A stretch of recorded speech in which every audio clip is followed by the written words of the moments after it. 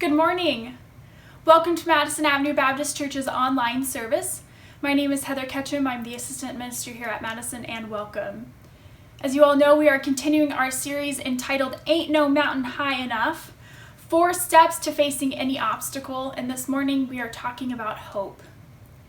In order to give our staff a well-deserved break, we are sharing services that have been previously recorded that contain fabulous music, prayer, and some of our favorite sermons. And today's sermon is entitled Thoughts on Resurrection, Life, and Hope. This is a sermon that I gave on April 19th, so right after Easter in the spring, and is one of my favorites because it's talking about the resurrection. I feel like, well, one, I studied it for my master's thesis, but 2, I feel like the resurrection, there's just so much there, and there's so much to be explored there, and how it impacts how we go about life, how we relate to one another, how we understand what life is, how we have hope. And so I hope this morning that you enjoy re-watching and learning from that sermon. A couple of announcements. I wanted to remind you that we are continuing our roundtable on race. So this past Friday, our own Dwayne Land shared his story and experiences on race. And it was a really beautiful time. And so if you didn't get a chance, I encourage you to go back and listen. And reach out to Dwayne and thank him for his sharing. And also, if you can see some of his artwork on that video. And so I hope that you get a chance to look at that as well. Let's see, next, we are continuing our midweek check-in. So on Wednesdays at noon, please join us. It's only 15 minutes. Just pop in, show your face, say hello. And then we close with like a couple of minutes of prayer. And it's a good time of fellowship and community right in the middle of the week. So please join us at noon on Wednesdays. Our online services with new, fresh broadcasts will begin back on September 6th. So please mark your calendars. It's going to be a great service. So September 6th. And then, let's see, I think that's it for right now. I'll circle back with you all at the end of our service and say a quick word of thanks and of closing. So please enjoy our service this morning. Hello, beautiful people. This is Doug Shapiro, your Madison Avenue Baptist Church bass, singing at you from the Kips Bay neighborhood in Manhattan. The song is Dear Mr. God, and it is with words and lyrics by Brett and Brad Warren.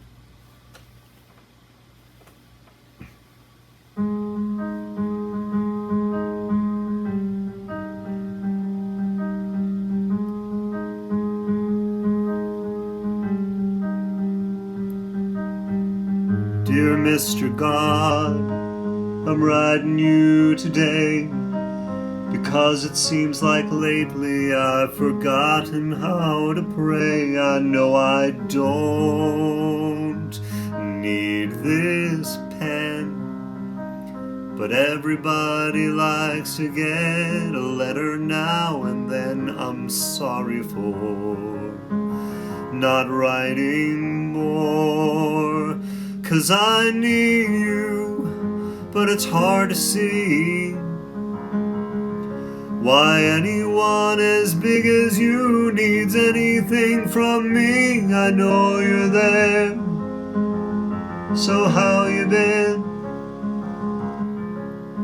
I'm alright, but I can't lie. Sometimes I feel like giving in. You're all I've got, dear Mr. God. Sometimes I wish you lived next door, so over coffee you could tell me what you started all this for. I guess you saw that sunrise yesterday. Thanks for the reminder that you've never gone away. It brings me hope, telling you what you already know. I need you, but it's hard to see why anyone as big as you needs anything from me. I know you're there, so how you been? I'm alright, but I can't lie. Sometimes I feel like giving in.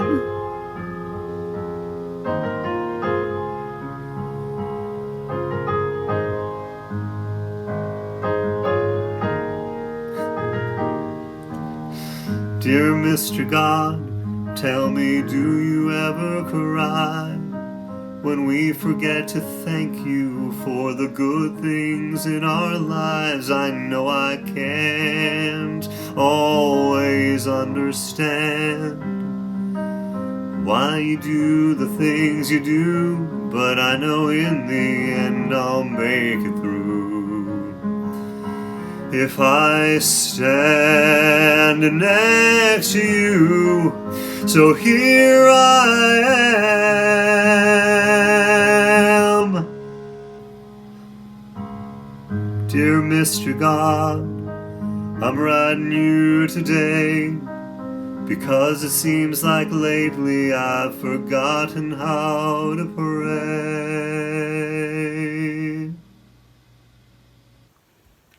The title of my sermon this morning is Thoughts on the Resurrection, Life, and Hope.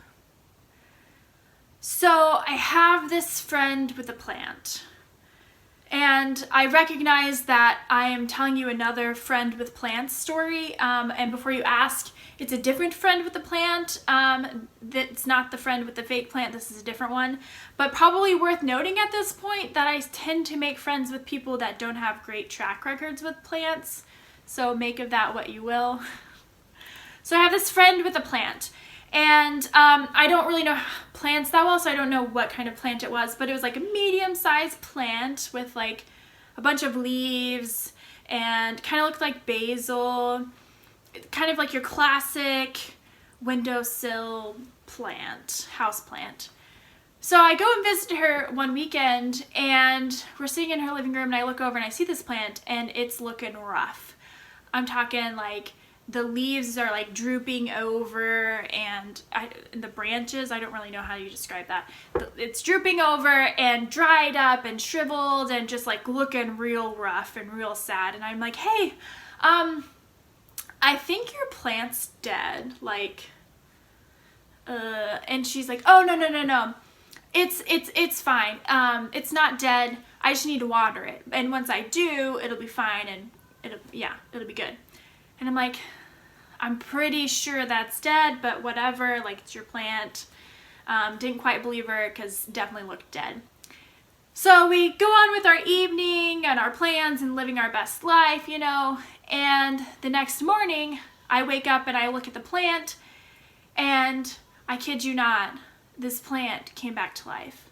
Like, looked straight, fresh from the store, like, alive, well, healthy, never seen a dry day in its life, came back to life plant. I don't know what to say other than that seemed like or pretty close to a resurrection. I don't know. Our lectionary text this morning tells of hope, life, and resurrection. The passage is nestled right at the beginning of the book of Acts, a book that tells of the excitement and the woes of the Jesus followers after the death of Christ. The book tells of how they sought to make sense of the teachings of Jesus, of the resurrection, and how they went about telling of this radical new way of living. The verses Frida and Mildred read for us, which thank you both for your reading this morning. It was great having you all be present and joining us in that way. Thank you for blessing us with that reading. These verses make up part of Peter's response to the people who were confused after Pentecost. Okay, pause. Before we get ahead of ourselves, we're going to celebrate Pentecost in a few weeks. Not right now. We're in the season of Easter. But Pentecost was the time where we mark that the Holy Spirit was given to the people. But right now, we're talking about the resurrection and Easter season. Okay? So this passage that we read today is the first articulation, or one of the first, of the good news, of the gospel of Jesus' life, death, and resurrection. Okay, that's the background. That's the background of the text. This text is riddled with resurrection, life, and hope, and my sermon today will look at these three themes. As we start out, I just want to make a note that right now we're getting a bunch of messages from our news feed, from Instagram, from Twitter, from Facebook, with a bunch of, it's littered with a bunch of ways for how we can better ourselves during this time of quarantine. And, telling us to do this and don't do this and on and on and on. So today I thought, rather than giving you another litany of do's and don'ts, I'd invite you to sit back, take a breath. Just sit and listen. Listen for the things that resonate with you, the things that are comforting to you. Normally in my sermons, I have a clear and precise point and takeaway, but given all of the messages going on right now, I thought perhaps we just sit and talk this morning. I'm sitting, have my coffee, hope you're sitting, or whatever way is most comfortable, if that be standing, whatever. Just relax, whatever's most comfortable for you. We're just going to sit, we're going to talk about the resurrection, life, and then our time with talking about hope. Just those three things. That's it. Okay? All right. Resurrection. As you recall, last week, we celebrated the resurrection of Christ. This celebration means a lot of things in our Christian faith. But one of them is that this mysterious, can't explain it, don't even try to explain it, what in the world happened here and there, all hyphenated, element of our faith, is where many people place the hope of our faith. Resurrection is Jesus defying the confines and restrictions of death, defying the end of life itself. Resurrection is Jesus overcoming death. It removes the end point of our lives. Resurrection is God saying, oh, no, death doesn't have the final word. I am the final word. Resurrection is life opening up once more. In verse 22, Jesus of Nazareth, a man attested to you by God with deeds of power, wonders, and signs that God did through him among you, as you yourselves know. Which is just saying, hey, Jesus, the one from Nazareth, that guy, come on, you've heard about him. He was the one who God did those amazing things through. He healed the sick and welcomed in those who you would never in a million years invite to your dinner parties. Those people who our collective society has deemed unworthy of basic rights and freedoms. Those people who their political leanings and incessant Facebook posts remind you of just how far from God humanity really is. That guy, you remember, was the one who ate dinner with those people. Despite all their physical ailments, despite their socio-economic status, despite their personality flaws. That guy who God did out of this world things through. Verse 23, this man handed over to you according to the definite plan and foreknowledge of God, you crucified and killed by the hands of those outside the law. The man who was posted on the Roman cross for crimes against the empire and died. Yeah, he died. Peter's like, that's the one we're talking about. Verse 24. But God raised him up, having freed him from death, because it was impossible for him to be held in its power. God raised him up. God freed him from death. Jesus could not be held in the grips of death. God raised him up. Resurrection. Life. Okay. I'm gonna nerd out a little bit in this section, but I'm gonna try to keep it under wraps and under control, because as some of you know, I'm in the middle of writing my master's thesis, which is due Friday, so all of the prayers are very appreciated. I'm in the middle of writing my master's thesis on the resurrection. So this whole liturgical season of Easter is my jam. Okay. Life. One of the coolest parts about the resurrection is what it means for life. for life right now, not just way out there in the unknown future, but there are implications of the resurrection for right here and now. In our text this morning, Peter refers to Psalm 16, which is a psalm attributed to David. He says, "I saw the Lord always before me, for he is at my right hand, so that I will not be shaken. Therefore my heart was glad and my tongue rejoiced. Moreover, my flesh will live in hope. For you will not abandon my soul to Hades, or let your Holy One experience corruption. You have made known to me the ways of life. You will make me full of gladness with your presence." In this selection and in the broader psalm, the speaker is saying, God was always with me, right there, so that I can remain sturdy. Because of this, I am ecstatic. Even more so because of this, my body, my very being, me, myself, I will live in hope. Why? Because you, God, have not left me out to dry. Verse 28, "You have made known to me the ways of life. You will make me full of gladness with your presence." Okay, two things are bubbling up from these verses and the resurrection. One, God is with us, and two, God teaches us the ways of life. God is with us. First off, Jesus was called Emmanuel, which literally means God with us. The beauty of this phrase is that it signals God being with us in our humanity, in our human life experience. God with us, Jesus is God in flesh, God becoming fully human, living a full human life, and even dying in actual human death. God with us because God has lived this human life. But also God with us because God overcame the end of life and still lives.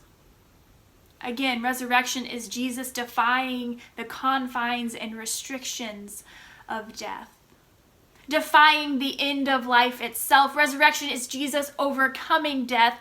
It removes the end point of our lives. Resurrection is God saying, oh no, death isn't the final word. I am the final word. Resurrection is life opening up once more. God teaches us the way of life. We learn how to live well through Jesus' teachings. From the gospel text, we are told some of the lectures he gave, the stories, the parables he told, some of the miracles he performed. We are told of how to live, to love our neighbor as we love ourselves, to care for those who it is not fashionable to care for, to live generously, being quick to give and slow to judge. Through Jesus' lived life, we are taught how to live our life. God also teaches us the ways of life in the resurrection of Jesus. If death is no longer the end point, the thing we're all tumbling toward, then what is it? Through the resurrection, we learn that it is life. Through the resurrection, we learn that life persists, that life goes on. Our lived lives matter, literally body, flesh matter. Think of Mary and the disciples and Thomas. They encountered the resurrected Jesus, the Jesus who had died and came back to life, and they hugged him. They ate dinner with him. They walked with him. Thomas felt his scars. Jesus was not resurrected in spirit, but the Gospels account for his body, his flesh, the marks on his hands and side. All of these point back to the life that he lived. He walked with those disciples before death, and he walked with them after death. He broke bread with them before death, and he ate with them after. He suffered and was beaten before death and had the scars of those after. Resurrection is not an erasure of our lived lives. That, friends, would be death. But we are told God raised him up, having freed him from death, because it was impossible for him to be held in its power. Resurrection is life continuing on, life without an end point. Death becomes a semicolon. Life persists. Life. Hope. Verse 25. I saw the Lord always before me, for he is at my right hand, so that I will not be shaken. Therefore my heart was glad, and my tongue rejoiced. Moreover, my flesh will live in hope. Friends, because of the resurrection and the persistence of life, we have hope. We live in hope. This past week during our midweek check-in, I read a poem by Emily Dickinson entitled "Hope is the Thing with Feathers," and I'd like to share it with you all again this morning. Hope is the thing with feathers that perches in the soul and sings the tune without the words and never stops at all. And sweetest in the gale is heard, and sore must be the storm that could abash the little bird that kept so many warm. I've heard it in the chillest land and on the strangest sea, yet never in extremity it asked a crumb of me. Hope is delicate, sometimes all too fragile. In this poem, hope here is small and sweet, and sings the tune without words. Have you experienced that kind of hope? You can't really name it. You can't put words to it. It's like a soft murmuring that draws you forward. Hope never stops at all. I mean, sometimes we can't hear it. Sometimes all the fear and anxiousness and frustration and anger and busyness and to-do lists, all the Zoom calls, all the notifications, all the noise cover up that soft, sweet, wordless murmur of hope. If you pause for a minute, do you hear it? Do you sense it? Do you feel it? I've heard it in the chillest land and on the strangest sea. Sounds like the times we're in. Isolated, separated, alone, odd times where you can't share smiles through the face masks, but only in the glimmer of your eyes. Strange seas we are on, friends. But in these extreme times, we are reminded that hope, yet never in extremity, asked a crumb of me. Hope lives on. Hope is here. Hope is now. Hope was back then, and hope will be too. Hope is the thing with feathers that perches in the soul and sings the tune without the words and never stops at all. Amen.